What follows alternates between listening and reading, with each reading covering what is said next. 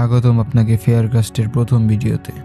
এখানে প্রতিটি গল্প শুধু একটি গল্প নয়, কিছু মানুষের জীবনে ঘটে যাওয়া কিছু লোমহর্ষক মুহূর্ত। তাহলে চলুন আলো নিভিয়ে হেডফোন পরে প্রবেশ করা যাক এক অন্ধকার জগতে। এই ঘটনাটি আমাকে পাঠিয়েছে সজীব মল্লিক ভাই। আপনাকে অসংখ্য ধন্যবাদ ভাই এই চমৎকার ঘটনাটি আমাকে পাঠানোর জন্য। আর কথা না বাড়িয়ে শুরু করছি আজকের প্রথম ঘটনা। যেভাবে পাঠানো হয়েছে আমি সেভাবে পড়ে শোনাচ্ছি। বলছে সাকিব ভাইয়া। আসসালামু আলাইকুম ভাইয়া, আমার নাম সজীব মল্লিক। আমার ঠিকানা খুলনা বাগেরহাট জেলার কচুয়া থানার গজালিয়া ইউনিয়নে। আমার গ্রামের নাম লড়ারপুর। বর্তমানে আমি একজন সৌদি প্রবাসী। পেশায় আমি একজন ড্রাইভার। ঘটনাটি ঘটে আনুমানিক 2023 সাল নাগাদ। তখন আমি দেশেই 10 চাকা ট্রাক চালাতাম। আমার মহাজনের বাসা ছিল পাবনা, কিন্তু তারা সপরিবারে থাকতো উত্তরার হাউস বিল্ডিং এলাকায় প্রিয়াঙ্কা সিটি খালপাড় এলাকায়। তারা ফ্ল্যাট নিয়ে থাকতো, তাদের সাথে আমিও থাকতাম। আমাদের গাড়িগুলো মূলত রাতের বেলায় চলতো।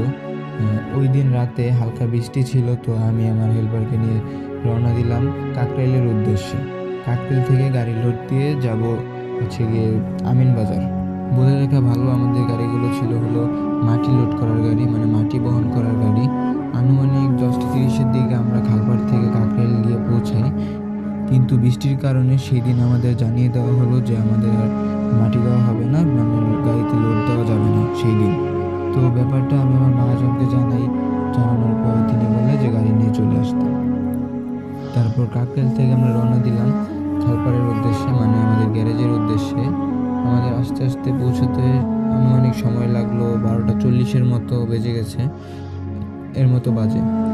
আমার হেল্পারকে একটা ছাতা দিয়ে পাঠিয়ে দিই, যেহেতু অনেক রাত। আর আমি সিদ্ধান্ত নিলাম রাতটা গাড়িতে কাটানোর সিদ্ধান্ত নিলাম, কারণ অনেক রাত হয়ে গেছে। তারপর আমি কিছুক্ষণ ফোন চালিয়ে পায়ের কাছের গ্লাসটা বন্ধ করে এবং মাথার কাছের গ্লাসটা খোলা রেখে পশ্চিম দিকে পা দিয়ে শুয়ে পড়ি।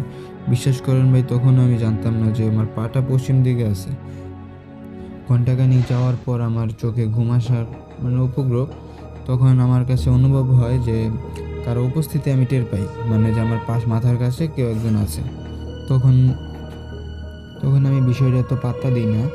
পরক্ষণে তার ঘণ্টাখানেক পর আমি টের পেলাম হয়তো কেউ একজন গাড়িতে উঠছে। মানে একজন মানুষ একটা গাড়িতে উঠতে গেলে যতটুকু একটা প্রেশার পড়ে বা একটা বোঝা যায় যে একজন মানুষ গাড়িতে উঠতেছে, আমি ওরকম একটা ফিল পেলাম।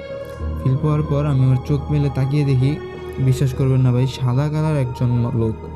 মানে তার মুখের গঠন আকৃতি কিচ্ছু বোঝা যাইতেছে না, টোটালি সাদা কালার। বললে ভাই বিশ্বাস করবেন না, অবাস্তবের মতো লাগে, কিন্তু ভাই আমি নিজেই ফেস করছি। যাই হোক, চোখ মেলার পর সাথে সাথে অবয়বটা আমার গাড়ির উপর চেপে বসে। আমার উপরে বসে পড়ার পর আমার গলা চাপ দিয়ে ধরে। ছাড়ানোর অনেক চেষ্টা করার পরেও আমি সফল হইনি, কারণ লোকটি বা অবয়ব আমার থেকে আরও প্রায় 10 থেকে 15 গুণ বেশি শক্তিশালী।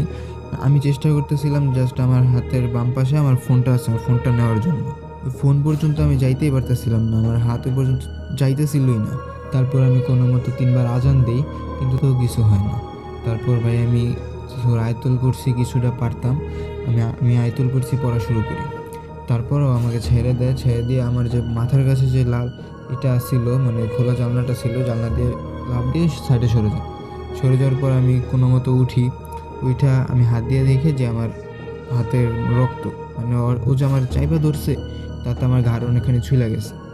তারপর আমি কোনো মতো জুতা পরে জুতা নিয়ে আমি চলে যাই মালিকের বাসার নিচে।